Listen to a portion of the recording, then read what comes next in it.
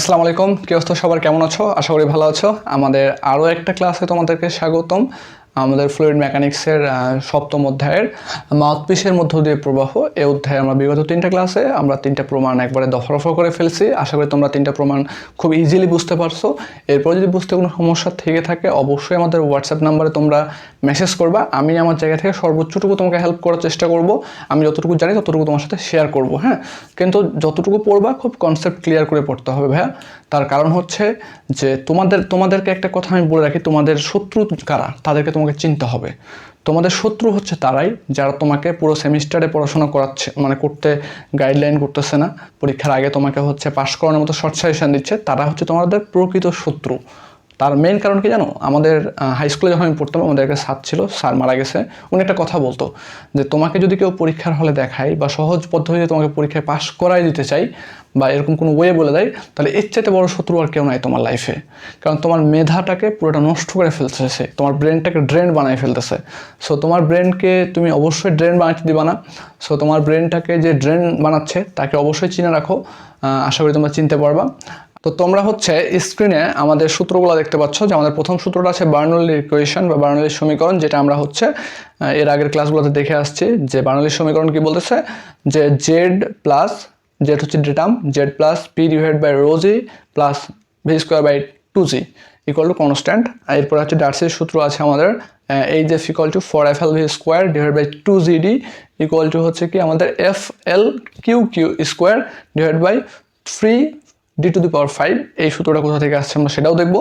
তারপরে চেজির সূত্র আছে তোমাদের এরকম যে V equal to C into root over M I. হ্যাঁ, এখন এম হচ্ছে এখানে কি, এম এর মানটা কীভাবে বের করবো আমরা যদি দেওয়া না থাকে? তাহলে এম হচ্ছে আমাদের যে পাইপের যে ডায়ামিটার, সে ডায়ামিটারের 4/1 এবং আই হচ্ছে আমাদের একক দৈর্ঘ্যে হেড লস, অর্থাৎ H F equal to L, H F divided by L. Belt এবং এলবোর কারণে হেড লস আমাদের এইচ বি বলতেছি আমরা। এটা হচ্ছে H B equal to K V square divide by 2g। K হচ্ছে আমাদের ধ্রুবক আর কি, ধ্রুবকের মানে তোমাদের দেওয়া থাকবে।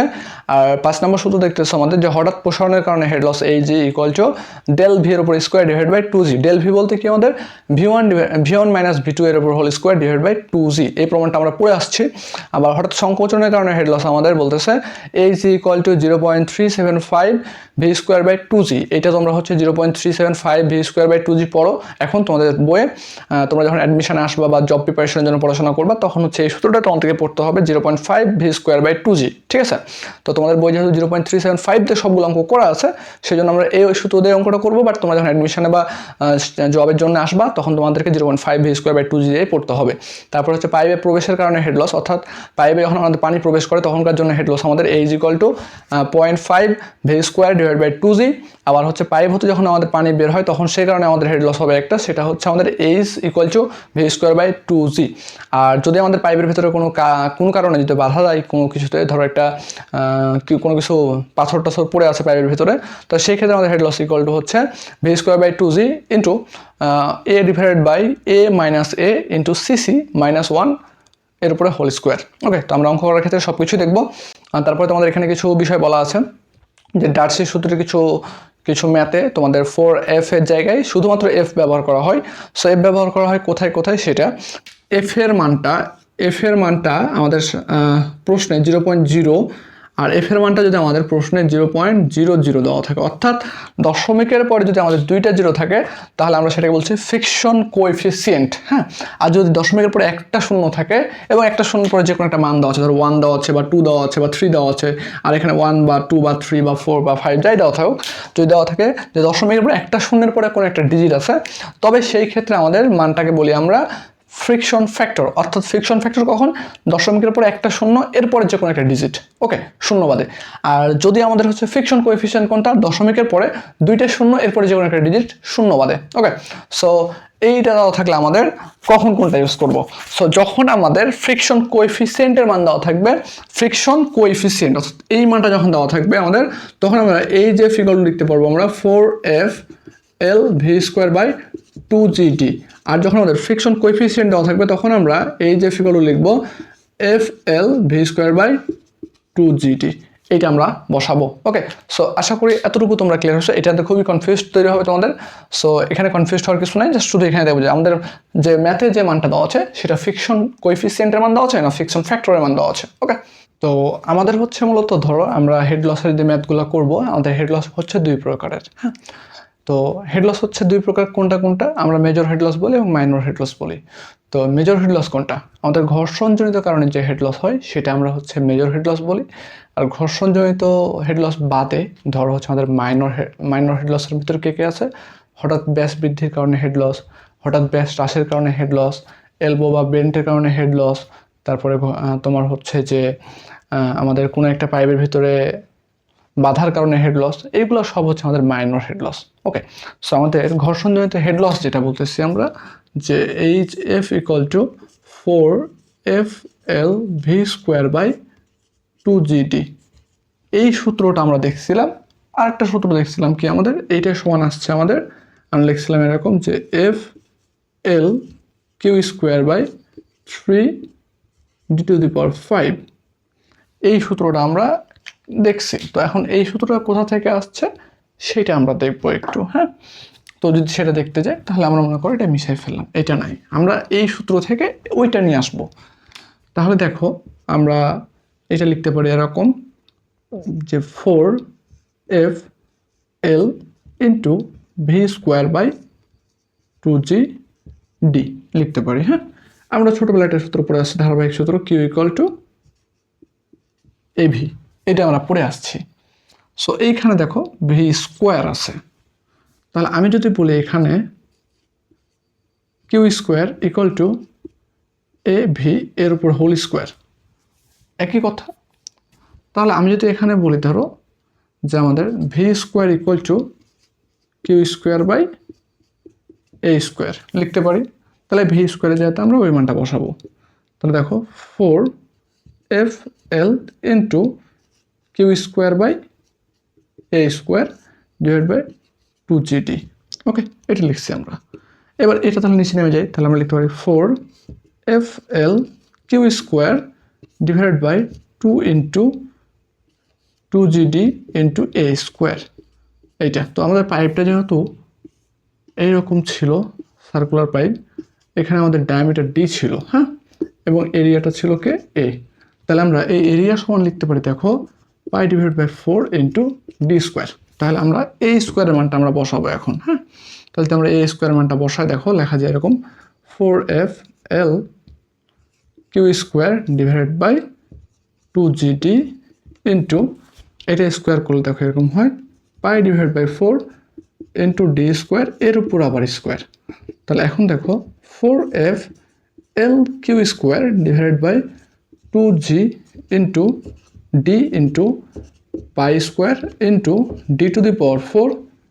আর নিচে আসে তোমার কত দেখো, 4-এর উপরে স্কোয়ার করলে 16 উপরে চলে যায়, তাহলে 16 উপরে দিয়ে দিলাম। হ্যাঁ, তাহলে এখন দেখো এইখান থেকে আসে তোমাদের আমাদের 4-16 কত, 64 FL/Q²/2 G এর মান কত, 9.81 × π² × D⁵। তাহলে এইটা যদি আমরা এখন ক্যালকুলেশন করি, এই টোটাল মানটাকে যদি আমরা 64কে যদি এই টোটাল মান দ্বারা ভাগ করি তাহলে কত আসে সেটা একটু দেখি। হ্যাঁ, 193.64 আসে। হ্যাঁ, তাহলে দেখো 64 FL/Q²/193.64 × D⁵। তাহলে এখন যদি আমরা কাটাকাটি করি তাহলে কত আসে দেখো, এটাকে 64 দ্বারা ভাগ দিই, তাহলে 3.02 সামথিং আসে। হ্যাঁ, এটাকে 3.0, তাহলে আমাদের লিখতে পারি কি FL/Q² D⁵। তাহলে এইটা কোথা থেকে আসছে বুঝতে পারছো? আমরা এখান থেকে কিন্তু এইটা নিয়ে আসছি, তার মানে এইটা সমান এটা লেখা যায়। তো আমাদের এটা কখন ইউজ করবো? আমরা আমাদের প্রশ্নের ডাটার উপর ডিপেন্ড করে আমরা ইউজ করবো, যে আমরা এটা ইউজ করবো না এটা ইউজ করবো। ক্লিয়ার বুঝছো? আশা করি বুঝতে পারছো। সো আমরা একটা ম্যাথ করব এখন, চলো। তো তোমরা একটা স্ক্রিনে ম্যাথ দেখতে পাচ্ছ, বলছে যে 7 মিটার দৈর্ঘ্যের একটা পাইপের ব্যাস 5 সেন্টিমিটার, যার ভেতর দিয়ে পানি প্রবাহিত হচ্ছে।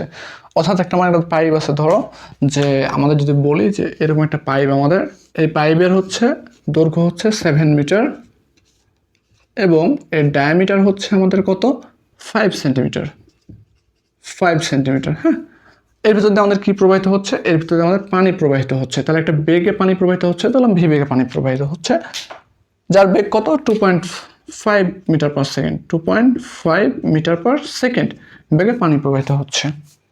যদি মধ্যস্থলের অর্থাৎ এই পাইপের মধ্যে কোনো একটা স্থানে 2 মিটার পাইপের ব্যাস 7.5 মিটার করা হলো সেন্টিমিটার, অর্থাৎ আমাদের এই পাইপের ভেতরে কোনো একটা পাইপে, তাহলে আমাদের সেকেন্ড কন্ডিশনে বলছে কি যে ধরো টোটাল 7, তাহলে 7 থেকে আমরা যদি 2 বাদ দিই তাহলে 5। তাহলে আমি ধরলাম যে এই দিকে হচ্ছে তোমার 2.5 মনে করো, ভালো করে বোঝো চিত্রটা। হ্যাঁ, 2.5, তারপরে ধরো এইটুকু হচ্ছে আমাদের কত? 2 মিটার। এরপরে আবার আমাদের চিকন হয়ে আমাদের হচ্ছে আগের ব্যাসে কনভার্ট হয়ে গেছে, এই তো। তাহলে দেখো আমাদের বলতেছে এইটা যদি হয় তাহলে কতটুকু হেড লস বাঁচানো যাবে, আমাদের কতটুকু হেড লস বাঁচানো যাবে। তাহলে আমাদের এইখান থেকে এতটুকু হচ্ছে কত? 2.5, এতটুকু কত? 2 মিটার, এতটুকু হচ্ছে 2.5 মিটার। ওকে, তাহলে দেখো টোটালটা যোগ করলে কত? 7 মিটারই হয়। তো আমাদের 7 মিটারই পাইপ। হ্যাঁ, তোমাদের কাছে একটু মনে হতে পারে ভাই এটা পাইপটা ছোটো মনে হইতেছে। আচ্ছা, দুইটাকে সমান করে দিচ্ছি আমরা, দুইটাকে সমান করে দিলাম। এবার তো খুশি, তাই না? এবার খুশি। ওকে, সো এই পাইপটা প্রথমে ছিল, এখানে পানি ফ্লো হইতেছিল, এরপরে আমরা ভাবছি হেড লসটা কিছুটা কমানো যায় কিনা, সেই কারণে আমরা এখানে কিছুটা বাড়াই দিছি। তো আমাদের এইটুকুর ডায়ামিটার কত? এইটুকু হচ্ছে 5 সেন্টিমিটার। এইটুকু কত? এইটুকু হচ্ছে আমাদের 5 সেন্টিমিটার, বাট এইটুকু কত? এইটুকু হচ্ছে 7.5 সেন্টিমিটার করছি। তো কতটুকু হেড লস বাঁচানো যাবে? তাহলে আমাদের প্রথম ফিগার থেকে আমরা কি বলতে পারি? আমাদের প্রথম ফিগার যদি পানি যাইতেই থাকে, কোনো জায়গাতে বাধা নেই, সমানভাবে যাইতেছে, তাহলে এখানে শুধু একটা ফ্রিকশনজনিত বাধা আছে।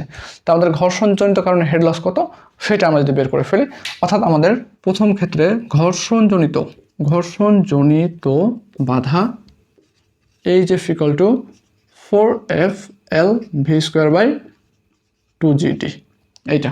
তো আমি 4 এর মান জানি, দেখো 4 ইন্টু এফ এর মান হচ্ছে 0.01 ইন্টু এল এর মান হচ্ছে আমাদের লেন্থ কত? 7 মিটার ইন্টু ভি স্কোয়ার কত? 2.5 এর উপর স্কোয়ার ডিভাইড বাই 2 ইন্টু জি এর মান 9.81 ইন্টু ডি এর মানটা হচ্ছে কত? 5। হ্যাঁ, এটা আমরা বসাই দেবো, আমরা ক্যালকুলেশন করব, এটাই করবা, তাই না? তবে এটা ভুল। কেন ভুল? দেখো আমরা 4F এটা তো কনস্ট্যান্ট মান, এল এর মানটা কিসে বসাইছি? মিটারে। ভি এর মানটা কিসে বসাইছি? মিটার পার সেকেন্ডে। জি এর মানটা কিসে বসাইছি? এম কে এসে 9.8 metre per second square. M এর মানটা এই যে ডি এর মানটা কিসে বসাইছি? 5 সেন্টিমিটার আছে। তাহলে এইটাকে আমাদের কিসে কনভার্ট করতে হবে বলো তো? এইটাকে আমাদেরকে অবশ্যই এটাকে আমাদের মিটারে কনভার্ট করতে হবে। তাহলে মিটারে কনভার্ট করলে কত আসে? 100 দ্বারা যদি ভাগ দাও তাহলে 0.05 মিটার। তাহলে আমাদের এখানে কত হবে? 0.05, কখনো 0.05 হবে না। তাহলে এটাকে আমি একটা যদি ক্যালকুলেশন করি তাহলে কত মান আসে? আমাদের মান আসে 1.78 মিটার, 1.78 মিটার, অর্থাৎ 178 সেন্টিমিটার। আচ্ছা, তো এই হচ্ছে আমাদের টোটাল হেড লস হচ্ছে এত। এখন আমরা যখন পাইপটা যখন সেকেন্ড কন্ডিশনে একটু চড়া করে ফেলছে মধ্যের অবস্থান, তখন আমাদের টোটাল হেড লস কত হবে সেইটা বের করতে হবে আমাদের। তো সেইটা বের করলে আমরা যদি দেখি এটা থেকে বাদ দিই তাহলে যে মানটা পাবো ততটুকু মানই হচ্ছে আমাদের হেড লস বাঁচানো যাবে। ওকে, তো সেটা আমরা দেখবো। তো দেখো এখানে আমাদের টোটাল যদি সেকশন হিসাব করি, যে ধরো এটা একটা সেকশন ধরলাম, এটা একটা সেকশন ধরলাম, 2 নম্বর সেকশন, এটা হচ্ছে আমাদের 3 নম্বর সেকশন। এখন আমাকে বলো যে আমি যদি এই যে এইটুক আর এইটুককে দেখো তো লেন্থ সমান, ডায়ামিটারও সমান। ওকে, সো এখান থেকে পানি ঢুকলো আমাদের 1 নম্বর সেকশনের ক্ষেত্রে। 1 নম্বর সেকশনের ক্ষেত্রে এতটুকুর জন্য ফ্রিকশনজনিত বাধা, তো বাধার কারণে হেড লস হবে একটা।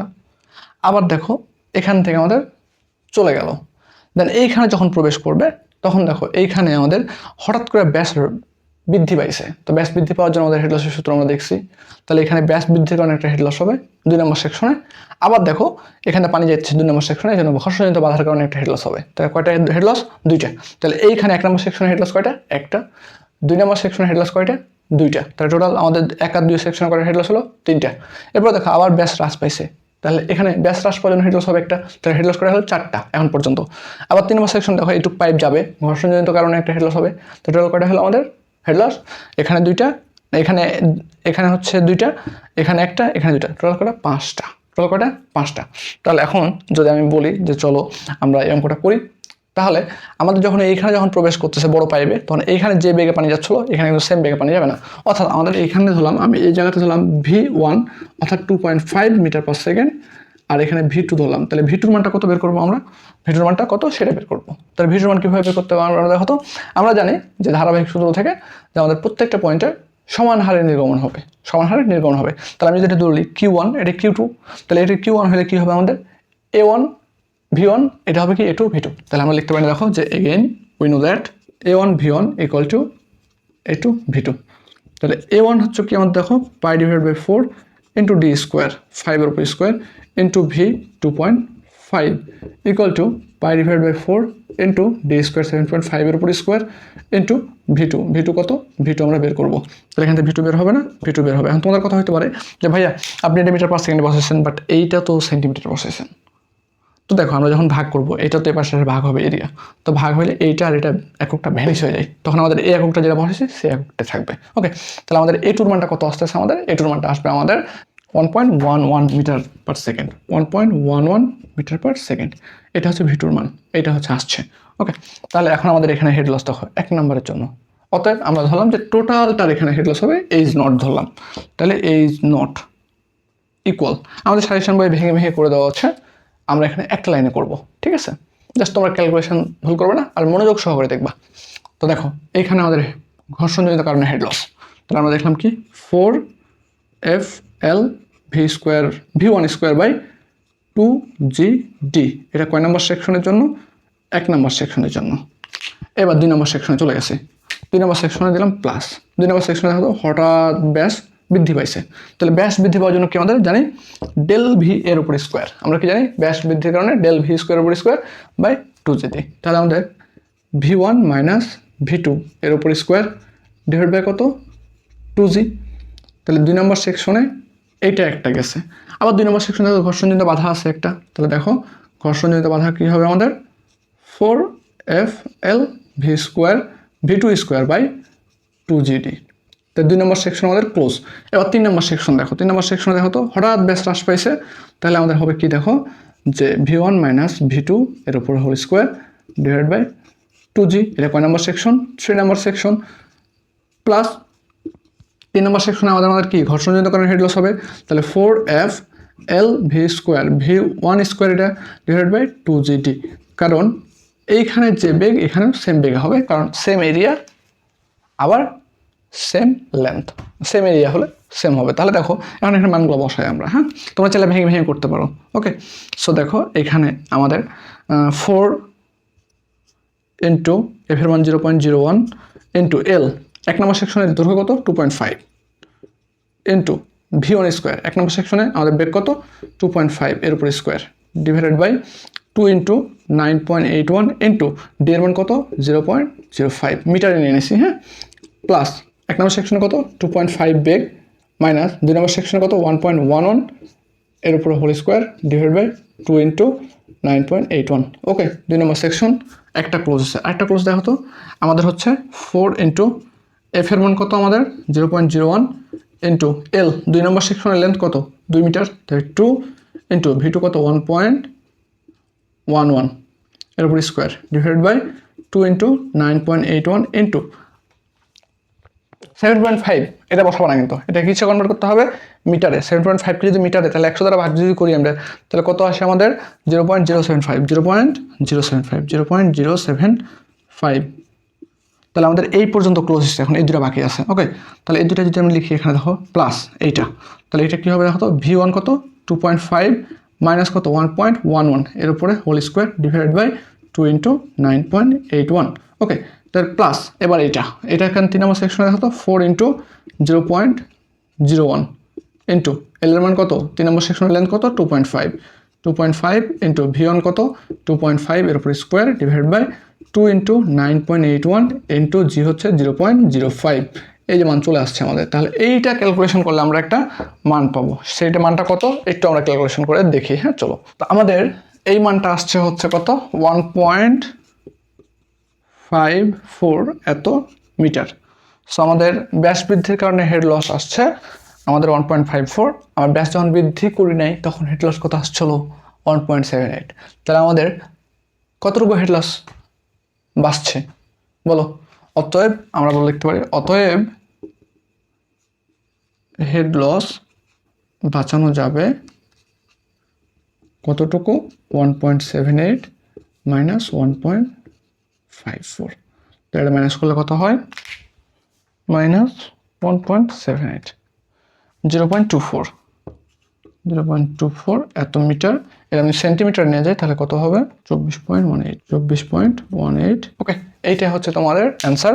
সো তোমাদের বইয়ের সাথে একটু এদিক ওদিক হইতে পারে, ঠিক আছে? তোমাদের বইয়ে হয়তো বা 22 পয়েন্ট সামথিং অথবা 23 পয়েন্ট সামথিং আসতে পারে। সো আমাদের এখানে একটু এদিক ওদিক হয়েছে, কারণ তোমরা একটু খেয়াল করো এখানে আমার হচ্ছে মূলত আমি যতগুলা জায়গাতে ম্যাথ করাই জি এর মান থাকলে আমার সাথে বইয়ের অ্যান্সারটা মিলে না। তার কারণ হচ্ছে আমি সব জায়গাতে 9.81 ইউজ করি, বাট বইয়ে দেখবো 9.8 ইউজ করে শুধু। তো তুমি যদি 9.8 দ্বারা করো তাহলে এই মানটা বইয়ের সাথে হুবহু মিলে যাবে, সমস্যা নাই, ঠিক আছে? বা তুমি যদি একটু আলাদা আলাদাভাবে ক্যালকুলেশন করো তাও মিলবে, ওটার জন্য সমস্যা নেই। একটু এদিক ওদিক হলে সমস্যা হবে না। ওকে, এটা ফ্র্যাকশন মার্কের জন্য টেনশন হয় না। সো আশা করি ম্যাথটা বুঝছো। তোমাদের বইয়ে ভেঙে ভেঙে করা আছে। প্রথমে ধরো এটার জন্য হেড লস বের করছে এতটুকু, তারপরে এটা একবার বের করছে, তারপরে এটা একবার বের করছে, তারপরে এটা একবার বের করছে, তারপরে এটা একবার বের করছে, দেন সবগুলো একসাথে যোগ করে দিছে। ওকে, বাট আমরা একটা করছি কারণ তোমরা বড় হয়েছো। তোমাদের এর চাইতে কঠিন কঠিন ম্যাথ করতে হবে অ্যাডমিশনে বা ডুয়েট অ্যাডমিশনে অথবা সরকারি চাকরির ক্ষেত্রে যখন প্রিপারেশন নেবে তখন। সো আমরা এক একটা ম্যাথ আমরা এক একভাবে করার চেষ্টা করব। আমি এভাবে করাই দিলাম, তুমি এই ফর্মেটটা বুঝে থাকলে তুমি বইটা অনায়াসে করতে পারবা, ঠিক আছে? সো তোমরা যখন কম্পিটিটিভ এক্সাম দিবা, অর্থাৎ ডুয়েট অথবা তোমার হচ্ছে সরকারি চাকরির জন্য, তখন হচ্ছে কি হবে? তখন কিন্তু তোমরা এই ম্যাথ করার জন্য ভেঙে ভেঙে করার জন্য সময় পাবা না। তখন কি করবে? তখন হচ্ছে ম্যাথ করার জন্য সময় অনেক কম পাবা। তখন কি? অনায়াসে করতে হবে। তোমাদের বইয়ে যখন পরীক্ষায় খাতায় অঙ্কটা করবা তখন ফিগার দেওয়ার দরকার নেই, ঠিক আছে? বাট ফিগারটা দিছি কি তোমাদের বোঝানোর ক্ষেত্রে, তোমরা যাতে বুঝতে পারো। সো আজকের ক্লাস এই পর্যন্তই শেষ করব। তোমরা যদি আমাদের পেইড ব্যাচের স্টুডেন্ট মানে ভর্তি হতে চাও তবে আমাদের স্ক্রিনে দেওয়া হোয়াটসঅ্যাপ নাম্বারে যোগাযোগ করতে পারো। আর তোমাদের মেকানিক্যাল ডিপার্টমেন্টের সকল ডিপার্টমেন্টের ক্লাসগুলো আমি নিয়ে থাকি। সো আমার ক্লাস তোমরা অনেকেই করতেছো। আর আমাদের পেইড বেসিক স্টুডেন্ট যারা আছে তাদের কাছ থেকে তোমরা ফিডব্যাক নিতে পারো। ওকে, সো আমাদের এখানে ক্লাস অবশ্যই করতে চাইলে তুমি ইন ফিউচারে ভালো কিছু করবা ডিপ্লোমা শেষ করার পরে। আর আমি বারবার তোমাদেরকে ওয়ার্ন করি একটা কারণেই, যে তোমরা হচ্ছে সবাই মূলত অনলাইন প্রিপারেশন বলো, তারপরে পরীক্ষার আগে পড়াশোনা, তারপরে হচ্ছে তোমার শর্ট সাজেশনের জন্য অনেকে মেসেজ করো, ঠিক আছে? শর্ট সাজেশন তোমাদেরকে যারা দেয় তারা তোমার কখনোই ভালো চায় না।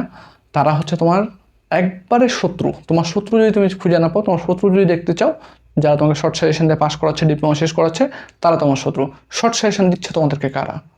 আমি যতটুকু আমাকে পোলাপয়েন্ট বলে, আমার স্টুডেন্ট যারা আছে তারা বলে যে ভাই অমুক প্ল্যাটফর্ম শর্ট সাজেশন দিচ্ছে, অমুক প্ল্যাটফর্ম শর্ট সাজেশন দিচ্ছে, অমুক প্ল্যাটফর্ম শর্ট সাজেশন দিচ্ছে।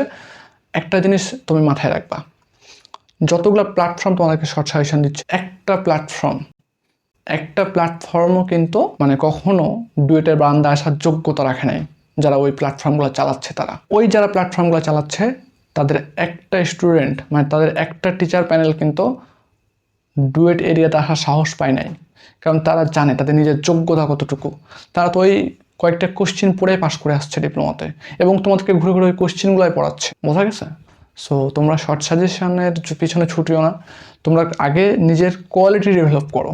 কথাগুলো বলতে খুবই খারাপ লাগে, বুঝছো? মানে আমার অনেক স্টুডেন্ট আছে, আমি অনেক স্টুডেন্টের ক্লাস নিয়েছি যারা বর্তমানে ডুয়েটে পড়াশোনা করতেছে, ঠিক আছে? তো আমি কখনো শর্ট সাজেশন বলো বা তারা বলতো যে ভাই আমাদের ইম্পর্টেন্ট কোশ্চেনগুলো দাগাই দেন। ইম্পর্টেন্ট কোশ্চেন বলে কোনো কথা নাই। আমার কাছে যে কোশ্চেনটা কঠিন, তোমার কাছে সেই কোশ্চেনটা সহজ মনে হতে পারে। তোমার জন্য ইম্পর্টেন্ট কোনটা? তুমি ফার্স্ট টাইম সবগুলো ম্যাথ করবা, করার পরে তোমার হচ্ছে ওই একবার ম্যাথ করার সময় তুমি যে অঙ্কগুলোতে আটকাইবা সেইটা হচ্ছে তোমার জন্য ইম্পর্টেন্ট। তুমি সেটা দাগাই রাখো, তুমি সেকেন্ড টাইম রিভিশন করো, তখন তুমি ম্যাথগুলো করো। যেগুলো আটকাচ্ছ না সেগুলো করার দরকার নেই। 6 মাস করে সময় পাও, সময়গুলো প্রপার ইউজ করো। বেশি না, ডেলি 2 ঘন্টা 3 ঘন্টা 2 ঘন্টা করে পড়ো, 1 ঘন্টা করে পড়ো, বাট পরীক্ষার জন্য জমায় রেখো না। বোঝা গেছে? এতটুকুই বলবো, পরীক্ষার জন্য জমায় রেখো না। তো আজকে অনেক বেশি কথা বলে ফেলছি। আসলে এত পরিমাণ শর্ট সাজেশন জন্য মেসেজ আসে পেজে বা হোয়াটসঅ্যাপে, খুবই আমার খারাপ লাগে যে তোমরা নিজেদের ফিউচারটাকে কীভাবে নষ্ট করতেছো এটা দেখে। তো আজকে ঠিক আছে, আসসালামু আলাইকুম, আল্লাহ হাফিজ।